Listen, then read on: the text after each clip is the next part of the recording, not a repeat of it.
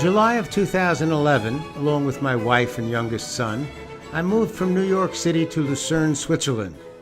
It was precisely 100 years earlier that my grandmother had moved from Europe to the United States.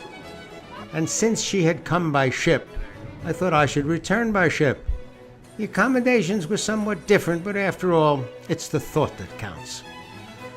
More and more of my work was based in Europe, and we thought it would be easier to live in the center of Europe for a few years than the center of Manhattan. We were producing the Travels and Traditions series, which deals with history, culture, and gastronomy, and most of the cities we covered were in Europe.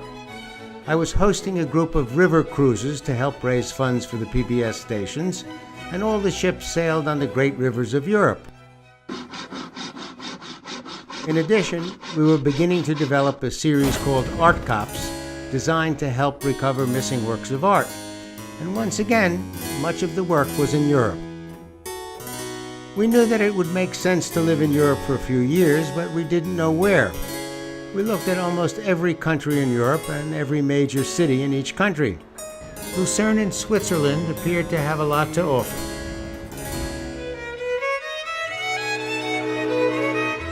In terms of location and ease of travel, Lucerne has an extremely efficient transportation system. The trip from the Zurich airport is only 60 minutes. Almost every hour there is a train to each of the major cities of Switzerland, and 2 per hour to the international airport in Zurich. Every day the trains leave and arrive at the same time and on the same track. Because of Lucerne's location, I travel to almost all the cities in Central Europe by train. It's also up to date with its digital system. About 90% of the homes have a high-speed internet connection, and in many of the public areas there's a free Wi-Fi connection. Switzerland is divided into states called cantons. The city of Lucerne and the surrounding canton is attractive as a center for business because of its location, the availability of almost 2 million mostly multilingual staff within 60 minutes commuting time, and business-friendly government programs to support development. The canton of Lucerne is primarily a service economy with internationally known brands in automotive, construction, machinery, pharmaceuticals, and food. The political and financial stability of Lucerne and Switzerland make it an ideal place to do business.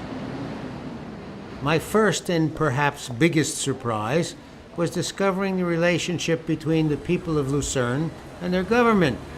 In many of the countries I have lived in, I often felt that dealing with the government was an adversarial relationship. In Lucerne, the government personnel I encountered were polite, helpful, and efficient. I was so impressed that I arranged an interview with the governor to find out what was going on. And what I found out was that the people who work for the government are trained to understand that their salary is paid by the people who come to them for assistance, and it is their primary obligation to help them in every way they can and with the greatest courtesy. Since most of my work for public television was going to take place in Europe, I wanted to set up a television production company, and putting it in Lucerne made the most sense. It's a small company, 10 people when we were at full strength. But instead of being treated like an insignificant operation, everyone in the Lucerne business community pitched in. They helped us get the necessary government permits, which turned out to be considerably easier than renewing my driver's license in New York. They helped us find a place to live and space for our office. One good option was the D4 Business Center, which has its own train stop that connects to the Zurich airport. It has ready-made modern offices, 2 restaurants, and a kindergarten. More than 2,200 employees are working on this business campus, which was designed for small and medium-sized Swiss or international companies. There's also the Techno Park Lucerne, a business incubator of technologically oriented startup companies. South of the city, and a 2-minute train ride to the main station in Lucerne, is a new development with over 280 apartments. Switzerland has an interesting work ethic. By law, everybody is entitled to 4 weeks of paid vacation a year. A while back, though, there was a referendum suggesting that they have 6 weeks of vacation. Well, it was defeated. The people felt that 4 weeks was quite enough, and that the additional 2 weeks might damage the companies they work for or have a negative effect on the nation's competitiveness. The local government in Lucerne is always trying to improve their relationships with the companies that have set up their European headquarters in Lucerne. Every few months, the directors of Lucerne Business Development invite people from business, cultural, and educational organizations to come to an informal cocktail party to talk about what's working properly and what the government could improve. They also set up lunches for 3 or 4 people to talk about their experiences and what they need the government to do to make life easier for expats. I made 3 suggestions that were immediately implemented. The government of Lucerne is actually listening, far out. In many ways, Lucerne is one of the most business-friendly cantons. There's a combination of market access, modern infrastructure, an efficient talent pool, and lower operating costs. There's also a competitive real estate market.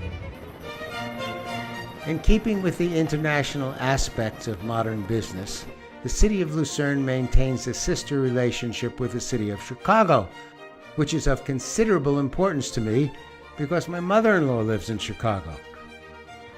The canton of Lucerne maintains a partnership relation with the Jiangsu province in China, which is one of China's strongest economic regions. And once again, I have a personal connection to Jiangsu. Jiangsu is a coastal state with a long history of great fish dishes. One of my favorite recipes is snapper in sweet and sour sauce, Jiangsu style.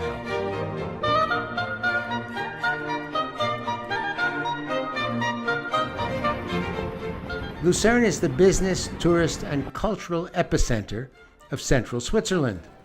Its attraction is the result of the beauty of the old town, the natural splendor that surrounds it, and what it offers for any business that moves here. Lucerne was built at the northwest corner of Lake Lucerne, at the point where the Russ River flows into the lake. The entire city is encircled by the Alps. People have been living in, on, and around the Alps for over 10,000 years. The ancient Romans wrote about the people who lived in these mountains. The most important were the Helvetians. During the 400s, as Rome fell, German tribes took control of the northern part of Switzerland. The Burgundians from France conquered western Switzerland, but the Helvetians, high up in their central mountain villages, remained free and unaffected by much of Europe's history. This is an extraordinarily beautiful part of the world and relatively unspoiled. During the Middle Ages, Lucerne was a simple fishing village. But when the St. Gothard Pass connecting northern Europe and Italy opened in the 1200s, Lucerne became a major staging area. During the early 1800s, English poets showed up in Lucerne and began describing the beauty of the nearby lakes and mountains. The British upper class, always ready for a holiday abroad, made Lucerne a major tourist attraction. Lucerne's 650-foot roofed bridge is probably the oldest roof bridge in Europe. Called the Chapel Bridge, it was originally built in the 1300s as part of the city's fortification. The triangular roof supports were used by 17th century painters to present the history of Lucerne and the patron saints of the city. There are over 100 images. The water tower alongside the bridge was also built in the 1300s. Originally, it was a lighthouse on the top, a dungeon at the bottom, and a torture chamber in the middle. Reminds me of my first apartment. Lucerne's old town is filled with ancient decorated buildings. The paintings present the history of the guild, or a family, or a special event. This building is the site of the first pharmacy in Lucerne. It opened in 1530. The sign over the door reads, "There is no herb that will cure lovesickness. And if there was one, it wouldn't be covered by your insurance."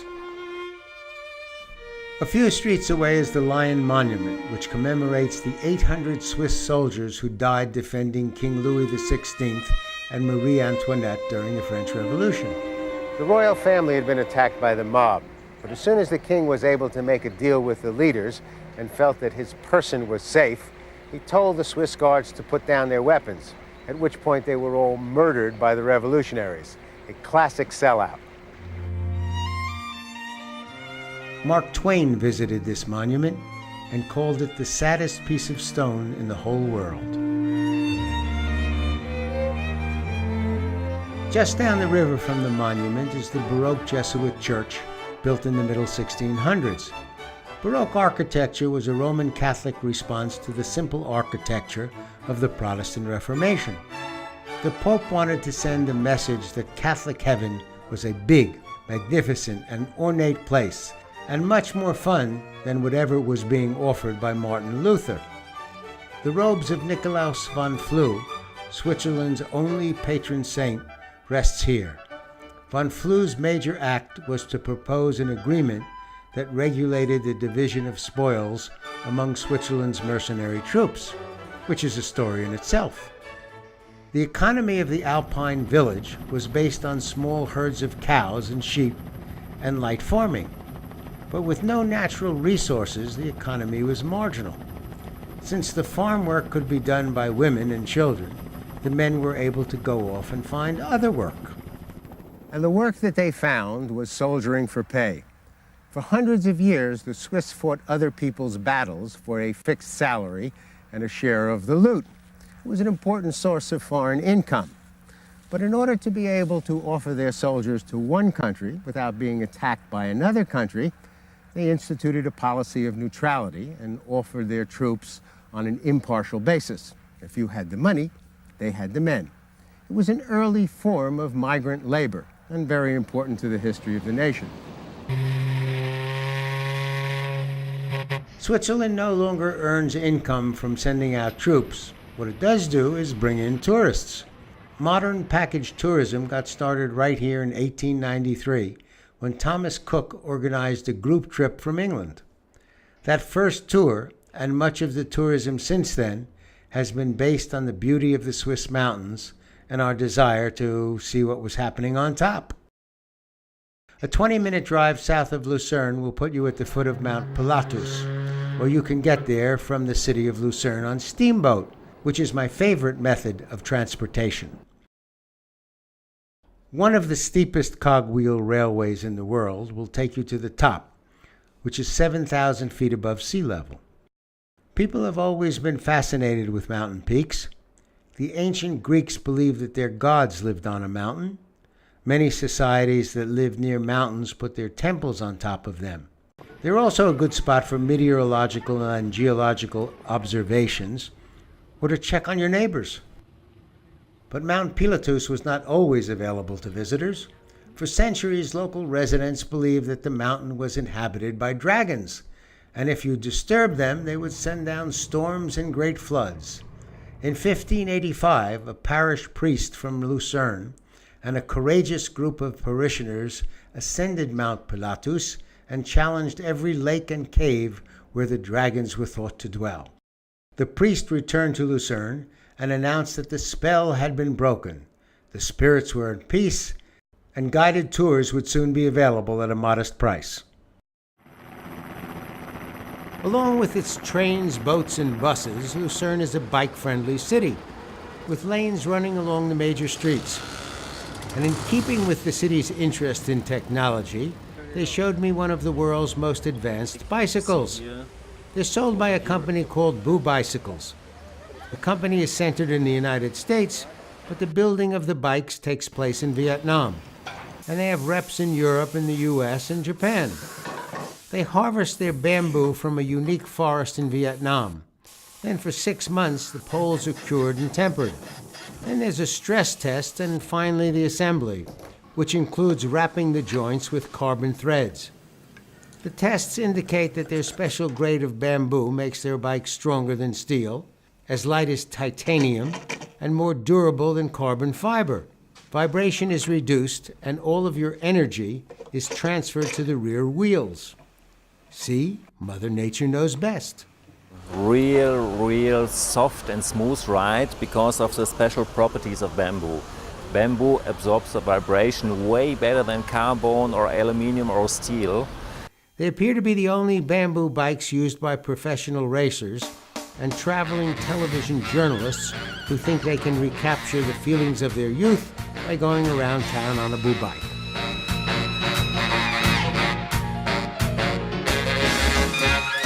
Lucerne is also home to a number of outstanding cultural institutions. One of the most significant is the Rosengart Museum. The works in the museum were originally the private collection of the Rosengart family. Siegfried Rosengart and his daughter Angela were art dealers. From time to time, they would come across a work that they liked so much that they would buy it for their home. There was never a plan to develop a private collection. They just bought what they liked. At one point, Angela took all the works and put them into a non-profit foundation. In essence, she gave away most of her assets. She wanted to keep all the works together, and this was the best way to do it. A while later, she heard that the Swiss National Bank was planning to give up its building in Lucerne. It's an amazing structure, and Angela was able to arrange for it to become a museum for her paintings. A team of outstanding architects worked on the project, and all of the important architectural elements of the original building were preserved. Today it is considered one of the most important buildings in Switzerland. After the structure was transformed into the museum, Angela took the works from her home and helped place them in the galleries. She was a dear friend of Picasso, and she tried to hang the works the way Picasso would have liked. In one space, she tried to recreate the feeling of Picasso's studio. Visitors can now see over 300 works by classical modern artists, including Picasso, Klee, Cézanne, and Matisse. Picasso and the Rosengarts were close friends. There are 32 Picasso paintings and 100 drawings in the museum. One of the most interesting parts of the museum is an area filled with photographs by David Douglas Duncan. Duncan was an American photojournalist and one of the most influential photographers of the 20th century. He was a close friend of Picasso and appears to be the only person allowed to be with Picasso when he was working in his studio. Duncan was also the only one to photograph many of Picasso's private works. One of my favorite photographs is this one of Picasso eating a fish. I used it in a program I made called What Are They Eating in the Photograph? We took a look at some of the great photographs that dealt with food, explained why they were important photographs, and then had a top chef recreate the dish that was in the picture. And we're going to flip it over.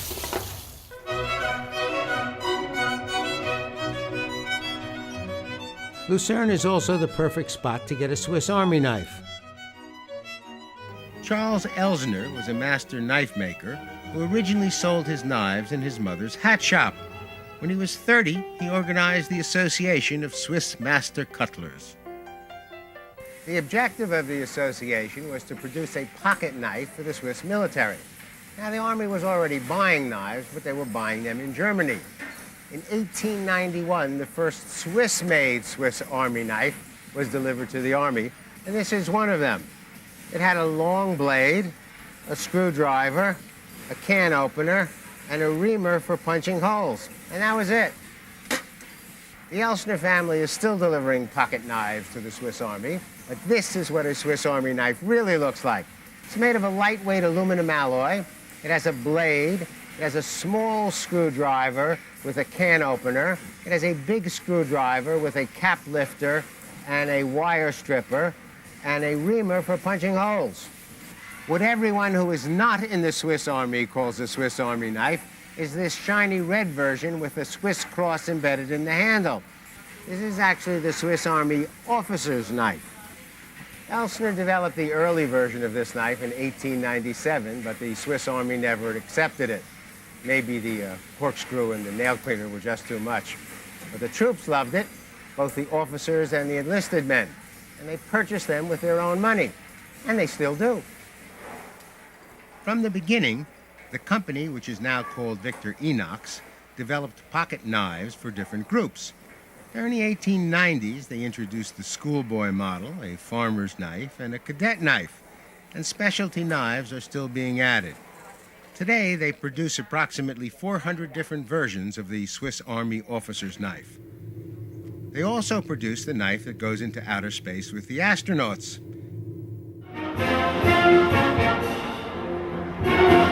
Lucerne is also one of the most important centers for music. It has a year-round program of music including classical concerts, brass bands, and a blues festival.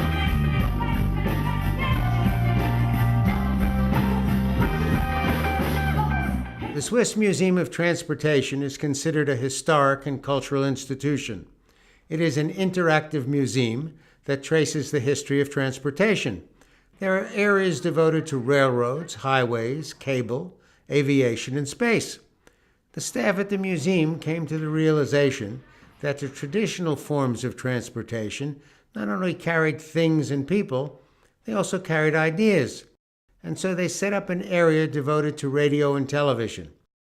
There are over 3,000 objects in the museum. In addition, there is a planetarium, a theater, and a small museum dedicated to the works of Hans Erni.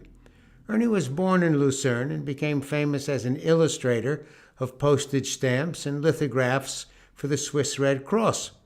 When I visited the museum, he was 103 years old and still very busy with his work. My favorite winter sports include drinking mulled wine and hot chocolate. And when the weather is right, I can actually do that at an altitude over 2,000 feet. However, if you are into winter sports of a less stressful nature, Lucerne is an ideal spot. Some of the best skiing in Switzerland is nearby.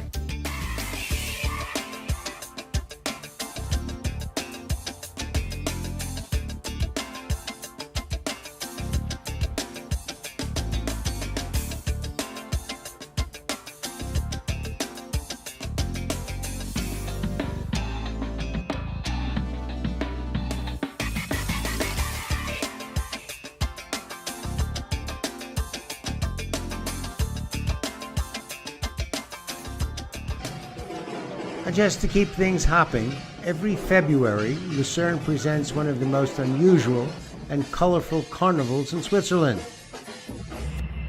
There's a Summer Nights Festival with an outstanding display of fireworks, and in November, a blues festival.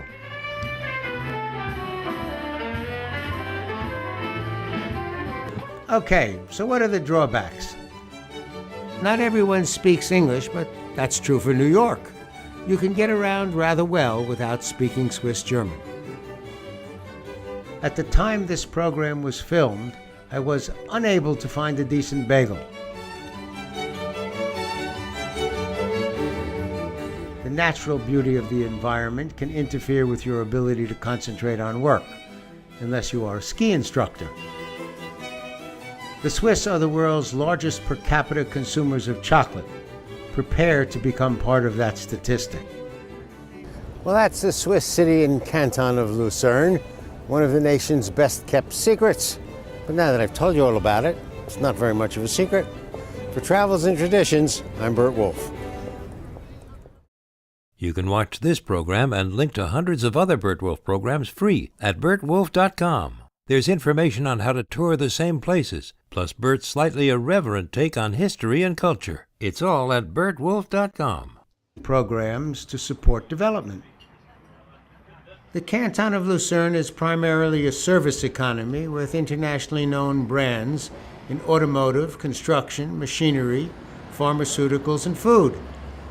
The political and financial stability of Lucerne and Switzerland make it an ideal place to do business. My first and perhaps biggest surprise was discovering the relationship between the people of Lucerne and their government. In many of the countries I have lived in, I often felt that dealing with the government was an adversarial relationship. In Lucerne, the government, because of Lucerne's location, I traveled to almost all the cities in Central Europe by train. It's also up to date with its digital system.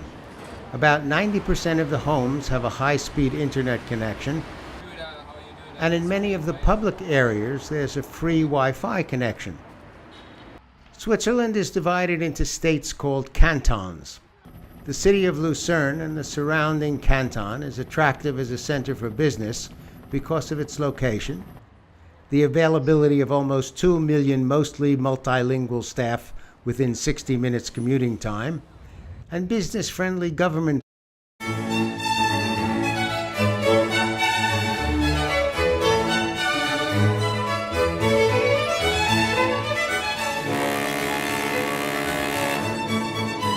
In July of 2011, along with my wife and youngest son, I moved from New York City to Lucerne, Switzerland. It was precisely 100 years earlier that my grandmother had moved from Europe to the United States. And since she had come by ship, I thought I should return by ship. The accommodations were somewhat different, but after all, it's the thought that counts. More and more of my work was based in Europe for a few years, but we didn't know where. We looked at almost every country in Europe and every major city in each country. Lucerne in Switzerland appeared to have a lot to offer.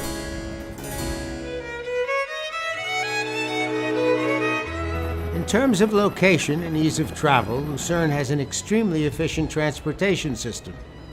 The trip from the Zurich airport is only 60 minutes. Almost every hour there is a train to each of the major cities of Switzerland, and 2 per hour to the international airport in Zurich. Every day the trains leave and arrive at the same time and on the same track. And we thought it would be easier to live in the center of Europe for a few years than the center of Manhattan. We were producing the Travels and Traditions series, which deals with history, culture, and gastronomy, and most of the cities we covered were in Europe. I was hosting a group of river cruises to help raise funds for the PBS stations, and all the ships sailed on the great rivers of Europe. In addition, we were beginning to develop a series called Art Cops, designed to help recover missing works of art. And once again, much of the work was in Europe. We knew that it would make sense to live in Europe